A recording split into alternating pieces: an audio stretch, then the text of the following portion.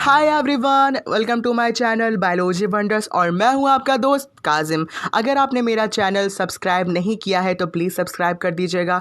आज के वीडियो बहुत ही इंपॉर्टेंट है from exam point of view like NEET UPSC, क्योंकि आज का टॉपिक है कोविड-19। ये टॉपिक डेली लाइफ में भी ज़रूरी है, क्योंकि अगर आपको यही नहीं पता होगा कि कोविड-19 क्या है, उसको जो कॉज करता है वायरस, उसका ऑफिशियल नेम क्या है, एंड कुछ टर्म्स भी जानेंगे जैसे पैंडेमिक हुआ एंड एब्रीवेशन भी जानेंगे। So let's start the video. First is what is corona virus. ये क्वेश्चन बहुत बार आता है कि हमने वायरसेस तो सुने हैं, लेकिन ये वर्ड कोरोना क्यों। मैं इसे पूरा डिस्कस करूँगा आज। कोरोना वायरसेस जो होते हैं वो एक सिंगल वायरस नहीं है। Actually it is a group of viruses, और आप इसे फैमिली ऑफ वायरसेस भी बोल सकते हैं, जो कि रेंज करता है फ्रॉम कॉमन कोल्ड, जो कि एक सिंपल वायरस है, from to the MERS and the SARS virus. जो मर्स एंड सार्स है वो एक डिजीज़ है caused by the different kinds of corona viruses. ये जो कोरोना वायरस 2019 का जो वायरस है उसका ऑफिशियल नेम है SARS-CoV-2 and the full form is severe acute respiratory syndrome corona virus 2, जो कि कॉज करता है डिजीज कोविड-19। जो वायरसेस की जो नेमिंग होता है उसके लिए रिस्पॉन्सिबल है ICTV and the full form is international committee on taxonomy of viruses. So now it's clear कि कोविड-19 डिजीज़ है एंड SARS-CoV-2 वायरस है, कोरोना वायरस है। ओके, सो कोविड-19 का फुल फॉर्म है कोरोना वायरस डिजीज़ 19। जो 19 यहाँ पर है वो रेफर कर रहा है कि 2019 का। ओके, सो जो डिजीज़ की जो नेमिंग होती है उसके लिए रिस्पॉन्सिबल होता है international classification of diseases ICD। Okay, so जो SARS-CoV-2 है वो एक कोरोना वायरस है जो कि कॉज करता है कोविड-19 disease, just like HIV causes AIDS. Now it's clear to you guys.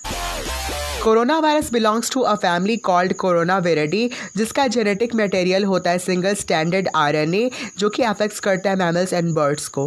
Corona virus का जो शेप होता है वो मोस्टली स्फेरिकल होता है और क्लब शेप्ड स्पाइक्स उनके सरफेस पे पाए जाते हैं। कोरोना का मतलब ही होता है क्राउन शेप्ड। ये एक लैटिन ओरिजिन है इसका। 1968 में ही कोरोना वायरस की नेमिंग हो गई थी। वेरियंट्स भी एक कैरेक्टरिस्टिक है इनके नेमिंग का, and variants are infective stage of viruses.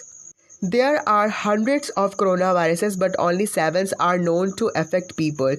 Scientist ने 7 ऐसे स्ट्रेन्स खोजे हैं कोरोना वायरसेस के जो इन्फेक्ट करता है ह्यूमंस को। अगर मैं कोरोना वायरस के टाइप्स की बात करूँ तो 4 मेन सब ग्रुप होते हैं कोरोना वायरस के। First is alpha, second is beta, third is gamma and fourth is delta. जैसा कि मैंने आपको बताया कि 7 स्ट्रेन्स कोरोना वायरस के होते हैं जो कि ह्यूमंस में इन्फेक्ट करते हैं।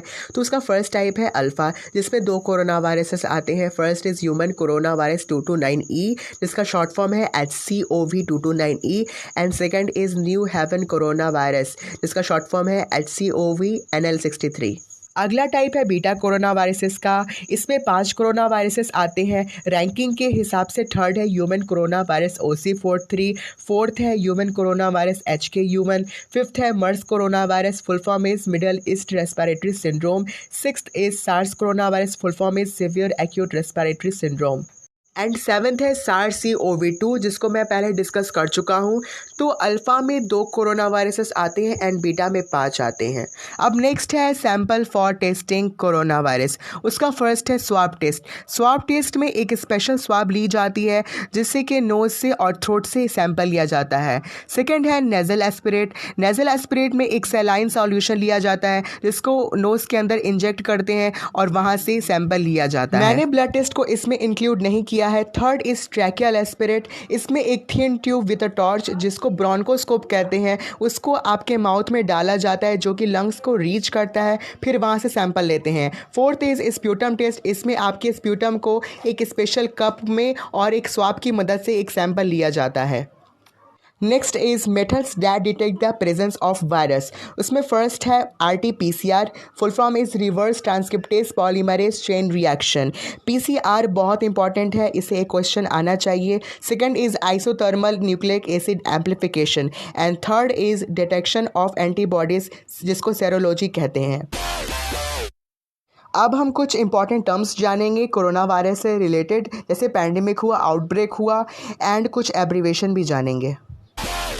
So first is endemic. Endemic का मतलब होता है जब भी कोई डिजीज या इन्फेक्शन कॉन्स्टेंटली मेंटेन रहे एट अ बेसलाइन लेवल, सो उसे हम एंडेमिक कहते हैं। एग्जाम्पल है इसका मलेरिया। मलेरिया जो होता है in some part of Africa में कॉन्स्टेंटली मेंटेन रहता है एवरी ईयर, सो उसे हम कहते हैं malaria is endemic in some part of Africa. Second is outbreak. Outbreak का मतलब होता है sudden increase in the number of cases of disease in a particular place and time. जब भी कोई डिजीज कॉन्स्टेंटली मेंटेन रहे तो उसे हम लोग एंडेमिक कहते हैं, बट उसी डिजीज के केसेस अगर सडनली बढ़ जाएं तो उसे आउटब्रेक कहते हैं। एग्जाम्पल है इसका SARS-CoV जो कि 2003 में चाइना में स्प्रेड किया था। Third is epidemic. एपिडेमिक का मतलब होता है a large outbreak that spread among a population और इन अ रीजन। सो सबसे छोटा हुआ एंडेमिक, एंडेमिक से बड़ा हुआ आउटब्रेक, आउटब्रेक से बड़ा हुआ एपिडेमिक। एपिडेमिक का एग्जाम्पल कोविड-19 ही है। जब कोविड-19 सिर्फ चाइना वुहान में था तो वो एक एपिडेमिक था, बट अभी वो पूरे मल्टीपल नेशंस में, मल्टीपल कंट्रीज में आ चुका है तो उसे हम लोग पैंडेमिक कह रहे हैं। Next is pandemic.